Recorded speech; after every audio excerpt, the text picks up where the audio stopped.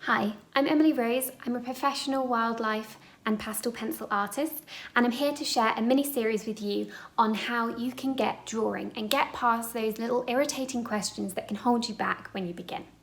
So this week we're going to talk about an instant studio. Now this is something that certainly is quite difficult to figure out, especially if you've got a small space, which I've got a small space. I've spoken about this in a previous video as well. So I'm a professional artist, but I don't have a studio. I used to be lucky enough to have a garden shed set up, and that was really wonderful, but we moved and now I'm actually set up in our living room and kitchen. We only have 3 rooms in this property, so I was limited on choice. But I can make this space work for me. So I want to show you how you can do that as well, even if you don't have as much room at the end of another space as I've got. So when I started out, I was still at university, and I sort of accidentally started the business in my 3rd year. It started organically. And if anybody has been to university in recent years, you'll know that the rooms are not big, and I had a very small student room and an even smaller desk. The desk was so small that it fitted my laptop on it and a drink of water, and that was pretty much it. It was a very small space. So I learned a couple of tricks while I was there, and I've employed quite a few tricks since we've moved as well, to make sure that I can carry on working in a space that I can create quality artwork in. So I do honestly believe that anyone can do this. So let's start off firstly by talking about space. So consider where you could use. The most obvious one is going to be the kitchen table. And if you think, oh, that's not appropriate because we eat there at least once a day, but we might do breakfast as well, and I can't have all my stuff at the end of the table, don't worry about that yet, because later on we'll come on to different ways that you can quickly clear your things away and get them back out again without causing too much mess. And I am the queen of mess, so again, I've had to learn a couple of tricks to keep myself a little bit tidier. So obviously you've got kitchen table to think about, if there's a desk in the house, and if anyone's lucky enough to have spare rooms, how often are those spare rooms really used? Do you even have people over once a month? So if not, claim that space back and use it. Obviously when guests come over, again, we can look at ways that you can clear stuff away quite easily and quickly, and the room can be returned to its normal state. And as I've already mentioned, you might have an outdoor space as well. You might have a summer house or a garage, or even not so much an outdoor space, but a sunroom that isn't used a lot. So really think about the spaces that are available to you. I know some people that have even set them up in large closets. Obviously in the UK, we don't tend to have a lot of large closet space, but if you're watching this in America, you might indeed have quite a large closet space, and I know people that have set up studios in them quite successfully. So you've thought about a space, and even if, like me, you haven't got a table, we'll come on to what I've got here in a moment, but you found a corner of a room that could be used. In effect, I am behind our sofa, so I decided to just make the lounge a little bit smaller and use a space at the end of the lounge. So let's think about the surface. As I've said, if you've got a kitchen table, you've already got your surface, so that's fine and you're sorted. If not, then you've got to make a choice. So if you're very low on space, like I am, then you might want to think about an upright easel. So I actually prefer to draw standing up, and that's for a few reasons. Partly because when I sit down all day, I tend to get a lot of back pain. It's really difficult to get the right angle when you're sat down drawing. You can find yourself hunching over, you'll find that your arm can cramp up. So if, like me, you're doing a lot of drawing, you really need to give this quite a lot of consideration about the longevity of where you've decided to work, because you'll probably find that after a few weeks of drawing sat down, you'll start to get shoulder problems or back complaints if the angle isn't quite right and it's difficult to get it just so. So I have a studio easel, you can just see it poking out here, which is quite big. They don't fold up very small. However, you can get a field easel, and field easels, they're not quite as sturdy, but I used one for about 2 years, so I can testify that they do work. Get yourself a pair of pliers to really tighten up the screws on them, and then it will hold itself quite steady for you. And they only take a minute to set up and then a minute to fold away. And when they're folded away, they're about 1 meter tall and probably about 10 centimeters wide. They're really, really small, so you could store them next to the ironing board, you could store them underneath the sofa. They just disappear into nothing. So that would be a perfect option if you haven't got space. So if you decide to get an easel, you're going to need a drawing board as well. Doesn't need to be anything fancy. You just need a sturdy board. I've got some MDF. You could pop to places like Homebase or Wilko's and just grab some thin MDF would do fine. You don't need a particularly big piece if you're not doing big paintings, and then you're ready to go. If, however, you really like sitting at a table but you haven't got a table that you could use, then why not think about a folding table, like a picnic table, and you can get really sturdy ones. And once again, they fold up relatively quickly, and obviously once they're folded up, they don't take up a lot of space. So just think through your options. You don't have to have something that's there all the time. If you've got a lot of space and you want to spend a bit of money, you could get a drawing board, which is what I've got here. Now, I don't actually use my drawing table very much anymore. I managed to get it secondhand from Gumtree, and I think it cost about 25 quid. So obviously it was a bit of a bargain. So what they do, they go from completely flat to totally horizontal and then any angle in between. I know quite a few draftspeople enjoy to draw at an angle, but as I said, I find drawing at an angle and being sat down can actually cause me a bit of backache. It's not quite the right height. The table doesn't go quite high enough for me, and I'm actually quite short as well. So you need to make sure that the table's appropriate before you buy it. Make sure it goes, make sure it's tall enough for you when you're sat down.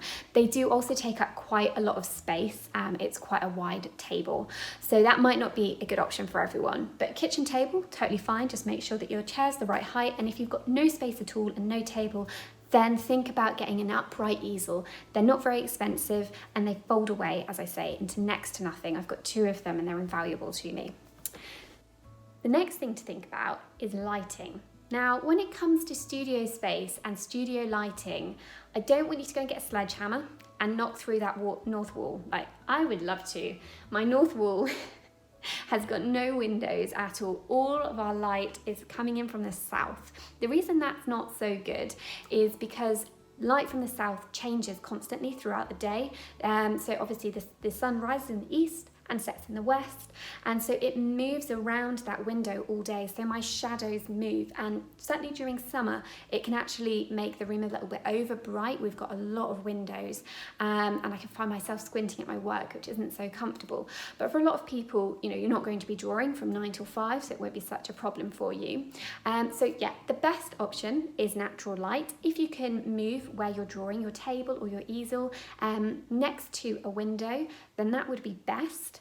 But another option, of course, is to get a daylight bulb, and daylight bulbs are not very expensive. You don't need to go and buy an artist standard daylight bulb, which can get very expensive.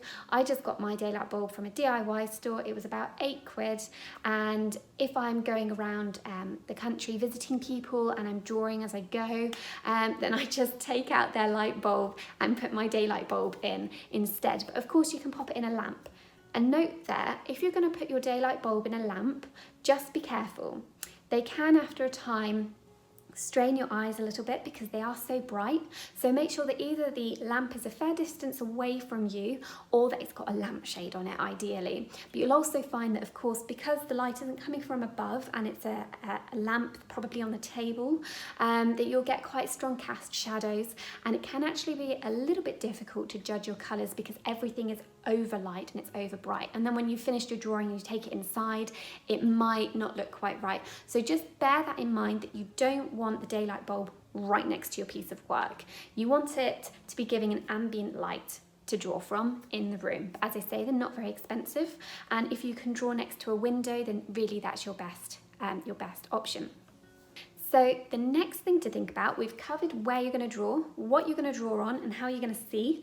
The next thing to think about is clearing away, and then we'll look at storage. Now, clearing away and storage are sort of the same thing, but I want you to consider them both before you make a choice. And again, it comes back to the amount of space that you've got. So like I said at the beginning, when I started out, I had next to no space at all. I was working in a student bedroom. So let alone space for my clothes and my books and all of that rubbish. I then got all of my art stuff and I had to find space for that. So when it comes to clearing away, We want to make sure it's going to be really quick and easy, especially for the people that are working in places like the kitchen, and it's a multi-purpose space. It's not yours just to use and make a mess. I may beg to differ on that front. My partner is very forgiving of the amount of mess that I produce. But there are a couple of simple ways that you can make pastel pencils really easy to get out and put away without so much mess. So the first one is a very high-tech piece of kit. Prepare yourselves. It is the tea tray. I used this old tin tea tray. You can see that it's got a lip on it, so it's got a bit of depth to it. I used that for quite a few years and it was absolutely brilliant. So this is how I used it. I got my tray. I'd get my sharpening, so this is a little pot that I have my craft knives in, and then obviously I sharpen my pencils, and that's got a couple of wood shavings in there at the minute. And then your sanding paper as well. So I store all of this differently now just because I've got a different space, but this is what I would do if I didn't have a lot. And underneath there you can see I've got my messy piece of sanding paper. It's sat on top of a piece of kitchen towel, and I just cover it with another piece of kitchen towel. Really, really simple. But by putting all of this messy kit onto one tray, you'll find that the tray will grab most of the dust, and it does do a really good job. Even though the lip on the tray is only a couple of centimetres deep, it makes all of the difference. So again, if you were to be putting stuff away, just get yourself a Tupperware box instead that's got a lid. Make sure your knife can fit in it, and that way all of your messy kit can sit on one tray, and you can just pop the tray in a cupboard, on top of a wardrobe, wherever you need to. But the whole kit is there. You can just grab it, take it out and put it away, and the mess stays on the tray instead of spreading all over the kitchen table. So another thing to consider about putting stuff away would have to be your pencils. So we're going to be sort of overlapping into storage here, but I want you to keep thinking about the space that you've got to work with, and therefore which storage option is going to be best. So the most low budget option has to be using something you've already got. So some cups, empty jam jars, tins. Obviously just make sure that you haven't got sharp edges on those, and just keep your pencils in there. But this isn't a very good example, but I would, if I was using this in my studio, I would actually put a little bit of kitchen towel or some bubble wrap at the bottom, because pastel pencils are extremely fragile. They can break inside the pencil very easily. So if you just give yourself a little bit of cushioning inside the pot that you use, then it will really help protect your pencils. Another kind of obvious option would be to get yourself a set of drawers. Now these are quite large drawers, and they fit the pencils in really easily. So obviously make sure that the drawers are deep enough for your pencils, but you could get slimmer drawers like makeup drawers. They would be perfect. And these I've only got 3 sections here, so they're actually split into my most used light colours, my warm colours. They're oranges and yellows, a couple of light browns and some pinks. Then I've got my dark browns, and then I've got my greys. And I just bundled all my greys in there together. If I had an extra drawer, I would separate my greys into dark greys and light greys. But that's as far as my organisation skills go. At the moment, what I'm using some old packaging. So this is just from a local business. They had a load of modular packaging, and it wasn't getting used. So it's foam, and it's got little squares punched out that the pencils can sit into, and it's just great because I can just stab my pencils in that, and I just slide it onto a shelf to put them away again. Another option would be to use jiffy bags, which might take you by surprise a little bit. They're not the most glamorous, but I use jiffy bags all the time when I'm transporting my pencils. So I travel between Buckingham, Oxford, Cambridge and Norfolk teaching and exhibiting. So I take my work with me, and to take the pencils and keep them safe, I just put them back in the jiffy bags that they came in, and I'll wrap an elastic band around the outside, and then I'm done. And once again, I'll pack them according to how I like them sorted out. So I'll have one for my greys, one for my dark browns and one for my light browns. So when I get to the other end, I haven't got to worry about finding pots and stuff to keep the pencils in. I can just work out of the jiffy bags really easily. And a great place to put the jiffy bags, if that's how you decide to store your pencils, is in a paper file storage unit, so one of these. So if you're using jiffy bags to store your pencils in, you could slot your pencils into one of these storage items and then just pop it onto your bookshelf. So that would be so simple, and it would keep your pencils really safe, which is the most important thing.